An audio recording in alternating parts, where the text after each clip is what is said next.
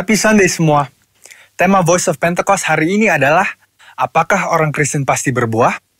Sebagai orang percaya, hidup kita harus senantiasa berbuah, agar supaya memberikan kesaksian untuk orang lain dan sebagai bukti dari hasil kerja Roh Kudus.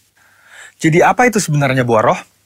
Galatia 5 ayat 22-23 berkata, tetapi buah roh ialah kasih, sukacita, damai sejahtera, kesabaran, kemurahan, kebaikan, kesetiaan, kelemah lembutan, penguasaan diri. Tidak ada hukum yang menentang hal-hal itu.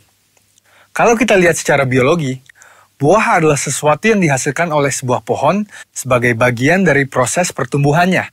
Buah yang dihasilkan oleh sebuah pohon ditujukan untuk menyebarkan benih, dan proses tersebut bisa melalui berbagai macam cara. Benih tersebut bisa jatuh di tanah, terbawa oleh angin, dimakan oleh binatang atau manusia, dan seterusnya. Demikian juga dengan kehidupan orang Kristen. Hidup kita beberapa kali digambarkan seperti sebuah pohon. Kita ditanam, bertumbuh, lalu menghasilkan buah. Dalam konteks kekristenan, buah roh adalah sesuatu yang keluar dari kehidupan orang percaya setelah bertumbuh dalam Kristus.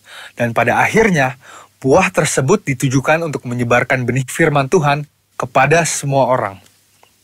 Ketika seseorang lahir baru dan mempunyai iman percaya kepada Yesus sebagai juru selamat, maka orang itu akan mengalami transformasi dalam kehidupannya yang dikerjakan oleh Roh Kudus. Apabila kita mengizinkan Roh Kudus bekerja, Dia akan memberikan karunia-karunia untuk melayani dan memanifestasikan sifat-sifat Allah melalui perilaku kehidupan kita, orang percaya. Sebab buah roh bukanlah sifat alamiah, melainkan karakter orang percaya yang diperbaharui karena melekat kepada Kristus.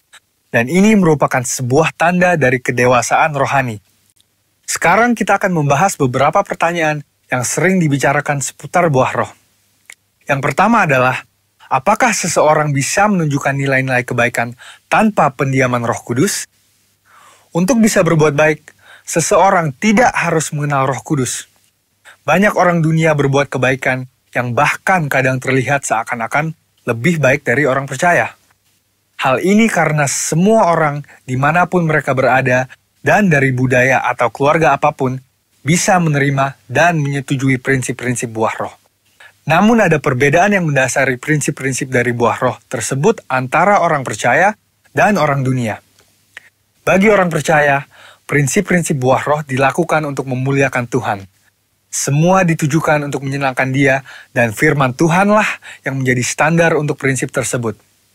Tetapi untuk orang dunia, yang hidupnya dikuasai oleh kedagingan dan tidak didiami serta dituntun oleh Roh Kudus, prinsip perbuatan baiknya didasari oleh pemahaman orang itu sendiri dengan motif yang berbeda-beda. Pertanyaan yang kedua adalah, apakah orang yang kelihatan berbahasa roh pasti menunjukkan buah roh dalam kehidupannya?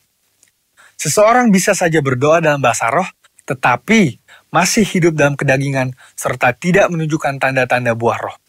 Sebab dibutuhkan upaya oleh orang percaya supaya Roh Kudus senantiasa bekerja penuh, memimpin, dan membentuk karakter Kristus di dalam diri kita masing-masing.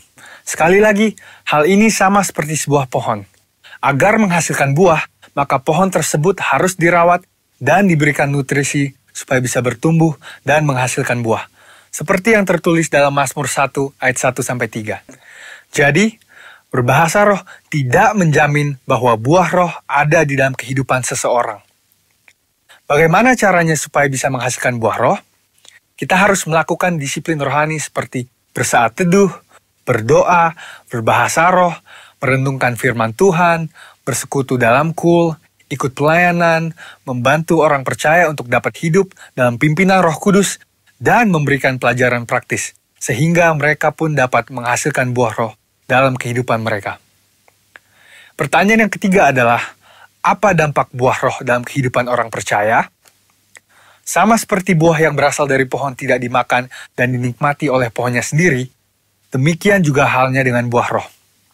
Buah roh yang dihasilkan oleh orang percaya ditujukan untuk membuat dampak kepada orang lain di sekitarnya. Rasul Paulus mengatakan bahwa orang yang menghasilkan buah adalah orang yang hidup sebagai anak-anak terang. Orang percaya yang menghasilkan buah roh pasti akan berdampak kepada orang lain di sekitarnya. Orang percaya dipanggil dan ditetapkan oleh Tuhan untuk menjadi terang yang dapat dilihat oleh orang lain. Jadi, tujuan akhir dari buah roh adalah supaya lebih banyak orang datang mengenal Tuhan Yesus akibat kesaksian hidup kita. Mari kita mengambil keputusan untuk terus menjaga dan merawat kehidupan rohani kita, supaya nanti pada waktunya, hidup kita juga menghasilkan buah untuk kemuliaan Tuhan. Saudara, untuk penjelasan lebih lengkapnya dari tim teologi kami, jangan lupa buka link yang ada di atas atau scan barcode yang tersedia. Selamat hari Minggu, Tuhan Yesus memberkati.